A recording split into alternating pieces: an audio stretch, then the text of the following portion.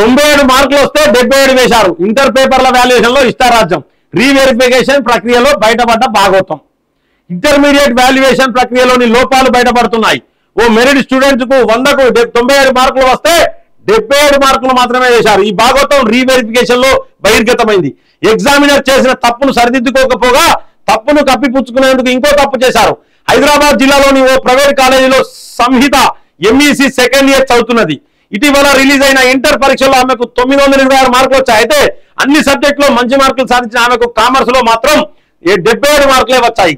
మంచి మార్కులు వస్తాయని భావించిన ఆమె తక్కువ మార్కులు రావడంతో ₹1000 ఫీజు కట్టి రీవెరిఫికేషన్ కు అప్లై చేసుకుంది. ఆన్సర్ షీట్ చూశాక మార్కుల్లో తేడా కనిపించింది. ముందుగా 97 వేసి ఆ తర్వాత 77 కుదించినట్టు ఆమె నిర్ధారించుకున్నది. ఈ విషయాన్ని కాలేజీ లెక్చరర్లతో పాటు ఈ నెల 20న ఇంటర్మీడియట్ బోర్డు అధికారుల దృష్టికి తీసుకుపోయింది. అయినా ఇప్పటికీ దానిపై ఎలాంటి చర్యలు కనిపించలేదు.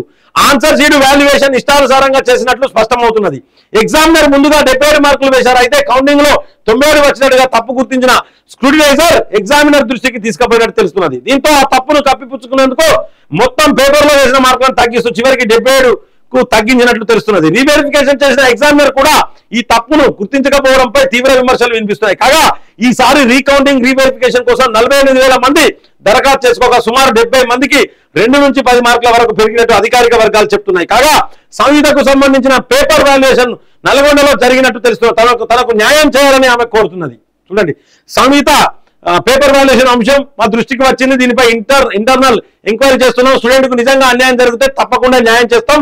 తప్పు చేసిన వారిపైన చర్యలు తీసుకుంటాం. జయప్రదాబాయ్, ఇంటర్మీడియట్ బోర్డు. చూడండి, పిల్లలు మీరు ఇసోటి లంగపరులు చేస్తే పిల్లలు ఏమన్నా చేసుకుంటే పరిస్థితి ఏంటంటే, చిన్న పిల్లలు మార్కులు తక్కువ వచ్చినాయని ఏమన్నా చేసుకుంటేది వాళ్ళకి ఏమైనా తెలుస్తుందా? పిల్లలకి ఏమైనా తెలుస్తుందా?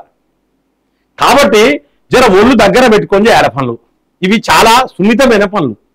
జీతం తీసుకుంటాను కదా, పేపర్లు ఇచ్చినందుకు కూడా పైసలు తీసుకున్నా. గిది ఆపదది. 97, 77, 20 మార్కులు డిఫరెన్స్ ఉంటుందా?